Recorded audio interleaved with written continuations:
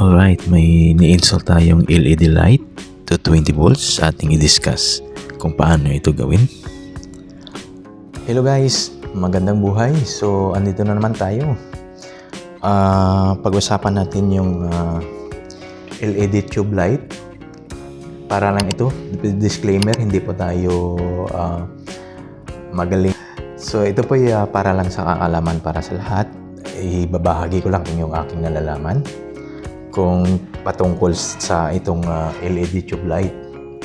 So, kung meron po kayong nabili na LED tube light, pwede mo siya ikabit directly sa 220 volts. So, ating pag-usapan. So, meron po dalawang klase na tinatawag na single. Meron po dalawang klase na single-ended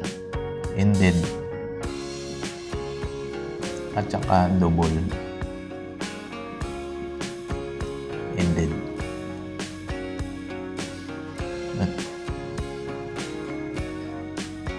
tube light.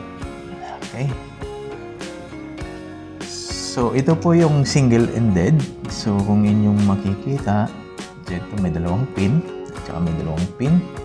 At yung ang isa is ganun din. Pero, yung connection nila, ito ay isa para sa line, live or hot wire. Ang isang line ay para sa neutral. Now, ito empty. So, pinagkaiba nila, ito ay tinatawag na single-ended.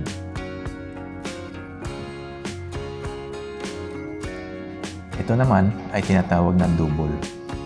Susulatan ko na.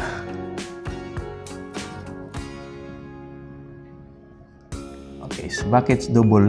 Kasi yung connection nila, itong connection na to ay para sa line, live or hot wire. Ito namang line ay para sa neutral. Yan yung pinagkaiba ng single at saka double. So, kung meron kayong naibili na to 20 volts, so, kailangan nyo pa ba ng balas at saka starter? So, kung meron na kayong binili na LED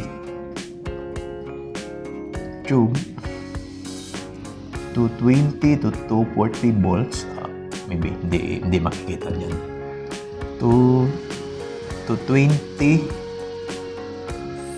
to 240 volts AC. So, ito po'y di na kailangan ng balas at saka starter.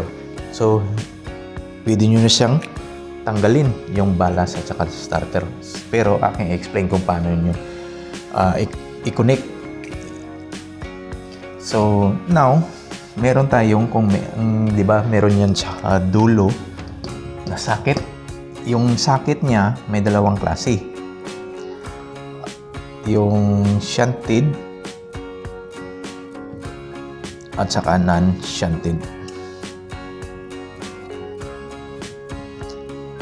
Okay. So, itong dalawa, ang pinagkaiba nila, itong shunted ay sa socket. Tulad yan, yung dalawang butas ay konektado sa isa't isa. Yan yung pinagkaiba. Ito naman ang non-shunted ay separated sa isa't isa. Yan yung pinagkaiba ng socket. Ito yung tawag ng socket type.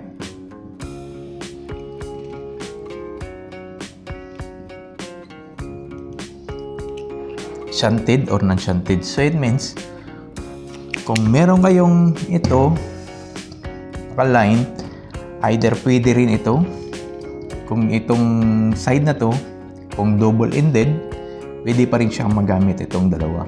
Pero, ipakikita ko kung gamitin, ito kasi yung non-shunted ay separate. So, ito ay karamihan sa merong balas na tube light.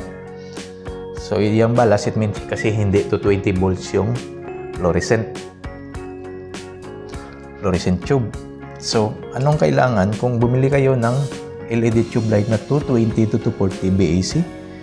Ang kailangan nyo, kung meron kayong non-shunted type, di ba ito? Sa other side, ganyan, di ba?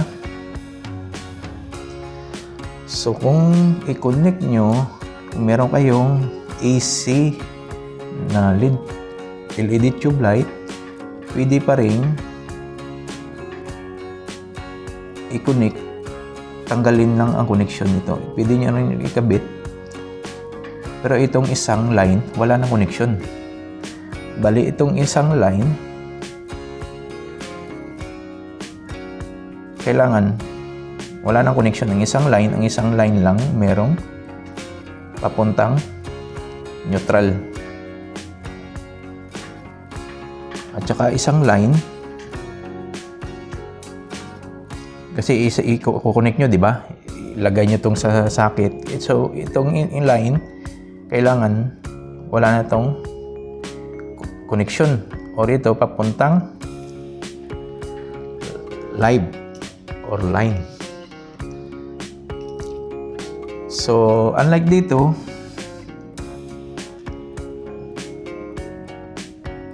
pag i-connect mo silang dalawa, okay lang. Kasi, itong tube light mo, konektado dito sa dalawa. Okay lang kasi, same lang sila connection. Kung gusto nyo malaman, gumamit kayo ng multimeter. Kung gusto nyo talaga ma-verify na ang dalawang pin ng inyong binili na tube light ay konektado. Ito ay para lang sa inyong kaalaman na ma-verify yung dalawang pin kung naka-bridge or konektado sa isa't isa. So, kung meron kayong tester, gawin nyo lang, test nyo yung dalawang pin. So, it means ito ay naka-bridge or konektado ang dalawang pin sa isang side ng tube. So, it means ito ay sa line and ito naman ay sa neutral. So, pwede nyo silang i-short ang dalawa gamit ito parang baga yung shunted kasi konektado naman yung dalawang butas sa isa't isa. So, yun lang po. Sana po naintindihan nyo at na ibahagi ko rin yung ang aking kaalaman tungkol dito sa pagkabit ng itong ilaw. So, ito, sa ulit, kung may balas pa ang inyong tube light, tapos pinalitan nyo ng LED 220 volts, hindi nyo na kailangan ng balas. Pwede nyo nang tanggalin yung balas at saka starter. Kung 220, pwede mo na siyang i-direct sa live or neutral. So, ito lang gawin nyo. Kung gusto nyo pa rin gamitin itong shunted na luma, make sure ang isang line ay pwede nyo nang tanggalin. So, it means isa lang ang konektado papuntang neutral at isang line ay papuntang live or hot wire. Okay? So, yan lang ang difference ng single. So, dito lang tayo nag-topic sa double-ended. Kasi ito, direct na yan. Kung nagbumili ka ng LED na 220 din, so yung isang part, papuntang live at yung connection is papuntang neutral. So, yan lang po ang pinagkaiba din ng double-ended at single-ended. Okay po. God bless you. Bye-bye.